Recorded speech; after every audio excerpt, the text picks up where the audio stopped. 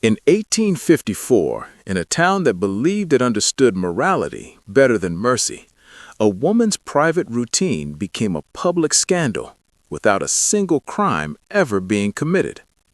Because every night, after the sun slipped below the horizon, she was carried to bed by a man the town said should never touch her.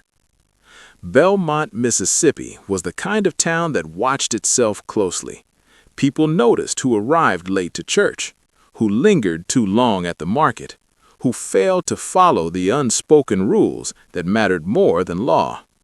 That was how they noticed Eliza Harroway, a widow in her early 30s, educated, reserved, living alone in a narrow two-story house just beyond the town square. Each evening, just after dusk, the front door of her home would open. Then, Isaac would step out, tall, broad-shouldered, enslaved. Without a word, he would lift Eliza Harroway into his arms, not hurried, not careless, with the practiced steadiness of someone who had done this many times before. He carried her up the staircase, step by step, until both disappeared from view. The door closed, the lamps inside dimmed, and the town stared. No one heard laughter, no one heard raised voices, no cries, no signs of struggle, no proof of wrongdoing. But Bellemont did not require evidence. Silence was enough. At first, the whispers were cautious. She must be ill. Perhaps she cannot walk. There must be a reason. Those explanations lasted only a short while. Soon the questions changed. Why was it always him? Why at night? Why no one else present? And then the looks sharpened. The whispers lowered. The meaning darkened. In 1854, a white woman being physically dependent on an enslaved man crossed a boundary no one had written down, but everyone enforced. Not because of what was happening, but because of what people feared it suggested. Fear moved quickly through Bellemont. People slowed when passing her house. Curtains shifted. Porch conversation stopped mid-sentence. What had once been a quiet act of necessity became a nightly spectacle. Eliza did not notice at first. She believed privacy still existed behind closed doors. She believed restraint would be understood. She believed that doing nothing wrong was enough to remain safe. She was mistaken. By the time she sensed the change, Bellemont had already rewritten her story. She was no longer a widow deserving sympathy. She was no longer a woman recovering from loss. She had become a subject of suspicion. And Isaac was no longer just a servant. In the minds of the town, he was something else entirely. Something dangerous. This was not a story of romance. It was not a story of desire. It was a story about power, about control, about how quickly dignity collapses when society feels threatened. No one asked why Eliza needed to be carried. They asked only one question: why him? And once that question took hold, the truth no longer mattered. Because when a town agrees on a rumor, it doesn't wait for facts. Next, we uncover the accident that left Eliza Harroway unable to walk, and why the truth only made the whispers louder. If stories like this matter to you, like the video, subscribe, and leave a comment. Was this scandal really about morality or about fear of what could not be controlled? Before Bellemont decided who Eliza Harroway was, before the whispers and the watching, there had been another version of her, one the town preferred to remember. Eliza had once walked everywhere. She attended socials without escort, visited neighbors unannounced, stood tall beside her husband, Thomas Harroway, a man whose ambition matched the town's expectations. They were considered fortunate, respected, safe. That illusion ended on a narrow stretch of road just outside Bellemont on a late autumn afternoon 2 years earlier. The carriage was moving too quickly. The wheels struck a hidden rut. The axles snapped. What followed was remembered differently by everyone who later spoke of it. Some said the carriage overturned. Others claimed it slammed into a tree. What was certain was this: Thomas Harroway died before nightfall. Eliza did not. She was pulled from the wreckage conscious, silent, and unable to stand. Doctors were summoned from neighboring towns. Tonics were prescribed.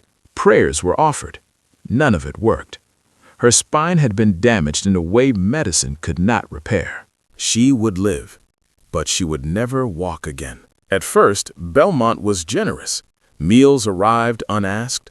Women sat at her bedside and spoke gently of patience and faith.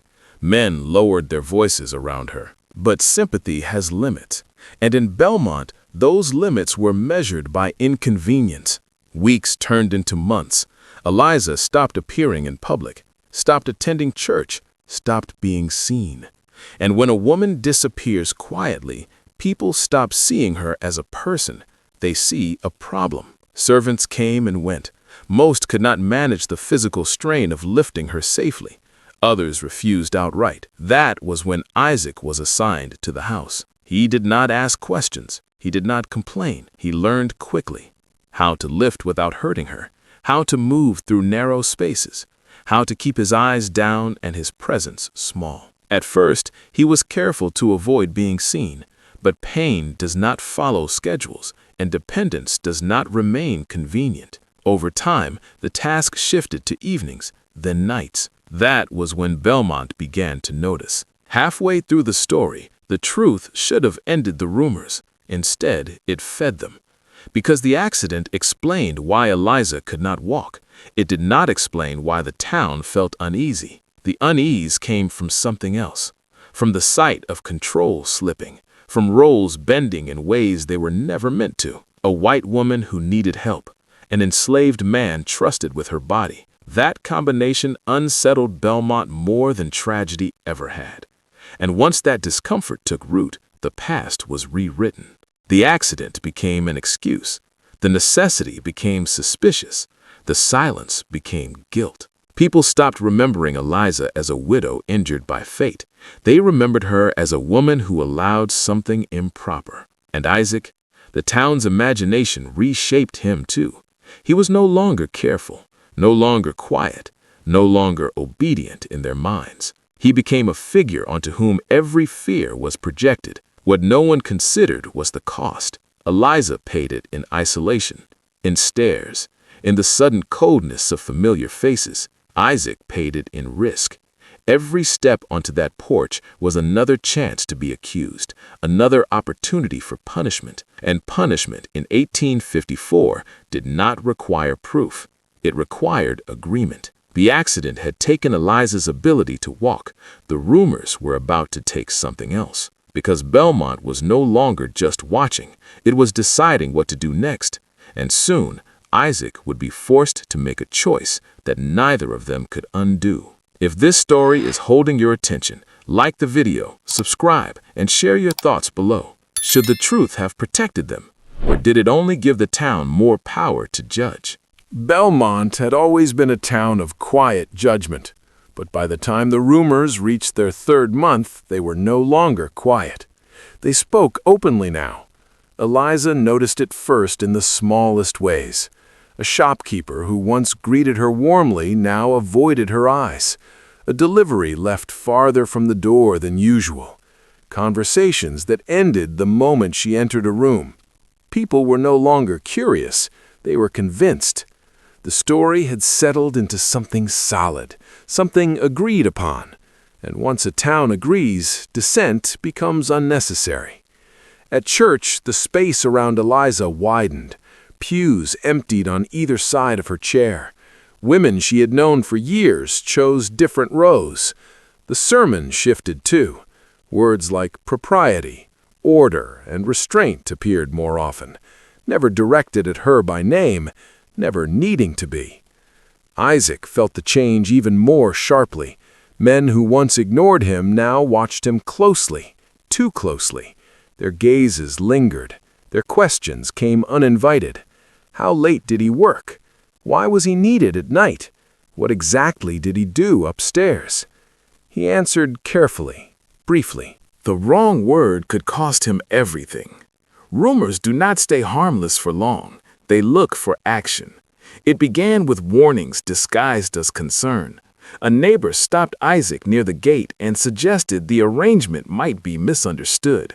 A shop owner advised Eliza that appearances mattered more than explanations. Then the warnings hardened. Someone mentioned that enslaved men had been sold for less. Another spoke of discipline, said casually as if discussing weather. The message was clear. This could be ended, if Eliza chose to end it. But Eliza could not, because ending it meant giving up the only way she could reach her bed at night, and asking for help had already cost her enough. The town interpreted her silence as defiance. They mistook necessity for arrogance, and defiance in Bellemont demanded correction. One evening, a stone struck the side of her house. No note, no voice, just the sound of impact. Another night, someone spat near the porch steps as Isaac passed. The third night, a word appeared scratched into the dirt near the door, a warning. No one claimed responsibility. No one needed to.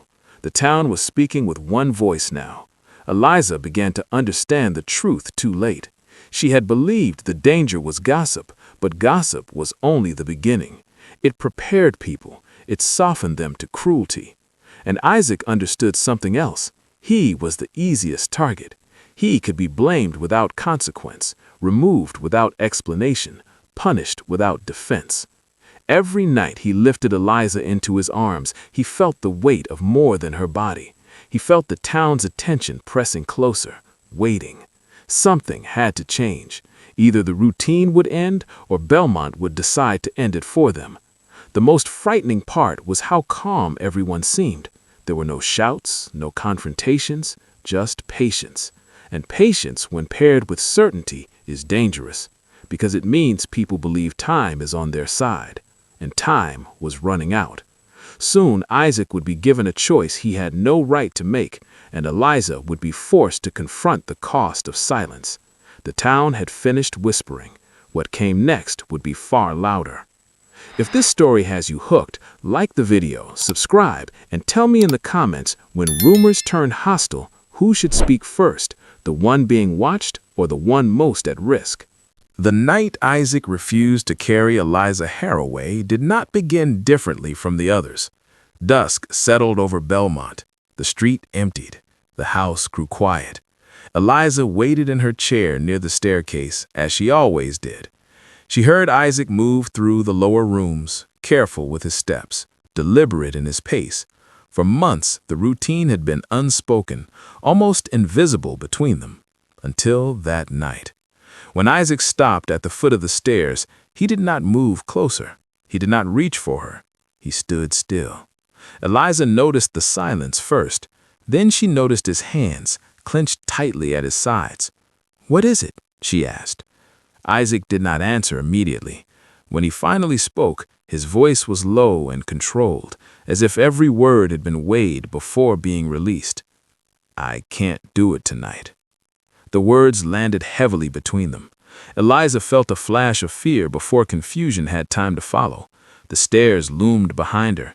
The familiar pain in her legs reminded her of the truth she could never forget. "Are you hurt?" she asked. Isaac shook his head. "They're watching," he said, more than before. He did not need to explain who they were. Eliza had felt it too, the tension in the air, the change in how doors closed, the way the town seemed to lean closer each evening. "They've been asking questions," Isaac continued, "not the kind that expect answers." Eliza understood then that this was not hesitation. It was warning. If he carried her again, the town would not pretend any longer. And if the town stopped pretending, Isaac would be the one made to pay.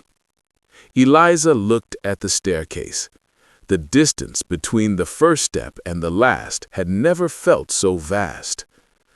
"I don't have another way," she said quietly.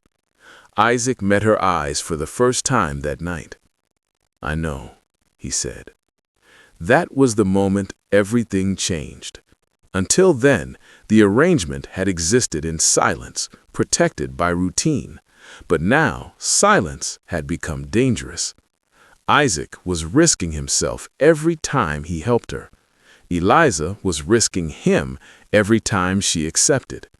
Neither had spoken this truth aloud before. The refusal forced it into the open. Isaac explained what had been said to him, the warnings disguised as advice, the casual mentions of discipline, the reminders of how easily someone like him could disappear from Bellemont. Eliza felt the weight of it settle in her chest. She had believed the rumors were aimed at her. She was wrong. They were aimed at control, and Isaac was standing directly in the line of fire. For the first time since the accident, Eliza felt something sharper than grief: guilt. She had not asked Isaac what it cost him. She had not considered how visible her dependence made him. The town had allowed her suffering because it was quiet, but it would not allow his presence because it challenged order. "I won't put you in danger," she said. Isaac did not respond, because they both knew the truth. The danger already existed. If he refused, the town would wonder why. If he continued, the town would decide how to stop him. There was no safe choice. That night, Eliza did not go upstairs. She slept in her chair, wrapped in a blanket, the staircase dark and unmoving behind her. Isaac remained in the house, listening to every sound outside, waiting for something to happen. Nothing did, and that was worse, because when nothing happens, it means something is being planned. By morning, Bellemont would notice the change, and the town would not accept it quietly. Isaac's refusal was not an act of rebellion, it was an act of survival. But survival in Bellemont was often treated as guilt, and now both of them were exposed. If this story is holding you, like the video, subscribe, and share your thoughts below. Was Isaac right to refuse, or had the danger already gone too far to avoid? Eliza Harroway had been silent for too long. Silence had not protected her. It had not softened the town. It had only allowed others to speak for her. By the time she decided to act, Bellemont had already shaped its verdict. The opportunity came on a Sunday morning. Church was the one place where everyone gathered, whether they believed or not. Absence was noticed there, presence even more so. That morning, Eliza arrived earlier than usual, not alone. 2 women from her household helped her through the doors and into the center aisle. Heads turned, conversation stalled. The sound of her chair against the wooden floor echoed longer than it should have. She did not take her usual seat. She stopped where everyone could see her. The minister hesitated. No one spoke. Eliza did. She did not raise her voice. She did not plead. She spoke plainly. She told them about the accident, about the broken wheel, the sudden impact, the pain that never left her legs. She described the months that followed, the doctors, the certainty that she would never walk again. Some faces softened, briefly. Then she spoke of necessity, of needing help to move through her own home, of needing assistance to reach her bed, of being unable to change these facts, no matter how uncomfortable they made others feel. She named Isaac, not as a rumor, not as a subject of speculation, but as a man who had done what others would not, who had treated her injury with care, who had never overstepped, who had never spoken out of turn. The room changed. This was not the truth Bellemont wanted. People shifted in their seats, eyes hardened, sympathy evaporated. Because Eliza had broken an unspoken rule, she had spoken publicly about dependence, and worse, she had spoken publicly in defense of an enslaved man. The minister did not stop her, but he did not support her either. When she finished, the silence was thick and uncomfortable. No one applauded. No one objected. They simply absorbed what she had said and reshaped it. By the time the congregation dispersed, the story had already begun to change. She had spoken too boldly. She had embarrassed the town. She had crossed the line meant to keep order intact. What Eliza believed would clarify the truth only confirmed what many already felt, that she did not know her place. By afternoon, the consequences arrived quietly. A letter was delivered to her home. No signature, no greeting, just a warning that public displays would no longer be tolerated. By evening, Isaac was summoned by a man he did not know, speaking on behalf of someone who did not wish to be named. The message was brief. The arrangement must end immediately, for everyone's sake. Eliza's decision to speak had not protected Isaac, it had exposed him. The town could accept her injury. It could even tolerate her isolation. What it could not tolerate was her defiance. By speaking the truth, Eliza had forced Bellemont to confront its own discomfort, and Bellemont responded the only way it knew how, with control, with pressure, with consequences designed to restore silence. That night, Isaac did not enter the house. He remained outside, waiting, uncertain if he was still allowed inside at all. Eliza sat alone, realizing too late that truth was not the same as power, and power in 1854 did not belong to those who spoke honestly. It belonged to those who decided whose voice mattered. The town was done listening. Now it was prepared to act. If this story has stayed with you, like the video, subscribe, and share your thoughts below. Was Eliza brave to speak, or did the truth only give the town permission to punish them both? Bellemont did not erupt after Eliza Harroway spoke. It did not need to.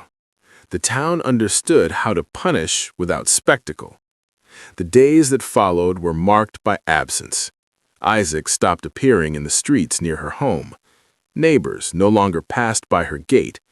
Deliveries arrived late, if they arrived at all. No explanation was offered. None was required. The message was clear enough. Eliza's world grew smaller. Rooms once filled with light felt heavier. The silence pressed in, not peaceful, but deliberate. She waited for someone to confront her directly. No one did. Bellemont preferred distance to confrontation, isolation to argument. It was easier that way. She learned indirectly what had happened to Isaac. He had been reassigned, sent to work farther from town, removed from visibility. Not beaten, not sold, just erased. The town congratulated itself on restraint. In Bellemont, cruelty often disguised itself as moderation. Eliza requested help from others. Some refused. Some claimed they could not manage the physical strain. Some simply stopped responding. Her need had become inconvenient, and inconvenience, once acknowledged, demanded removal. She adapted. She slept downstairs, rearranged her home to avoid the staircase, learned how to endure longer nights alone. No one praised her resilience. Resilience was expected. Church visits became rare. When she did attend, people were polite, careful, distant. She was no longer whispered about. She was ignored. That, she came to understand, was Bellemont's final judgment. Years later, when the story was told at all, it was softened. People said there had been misunderstandings, that nothing truly improper had occurred, that the town had acted to preserve order. They never spoke of fear. They never spoke of control. They never spoke of how quickly sympathy vanished when it became complicated. Isaac's name faded. He lived out his life elsewhere, unseen by those who once watched him so closely. No one asked how the experience marked him. No one considered what it meant to be removed quietly, without acknowledgement. Eliza remained. Older, quieter, still unbowed. She did not apologize. She did not recant. She understood something Bellemont never admitted. The scandal had never been about her nightly routine. It had been about who was allowed dignity, about who could be visible, about who could be trusted, about who could be spoken for. The town believed it had resolved the problem, order restored, attention redirected, silence regained. But the cost lingered.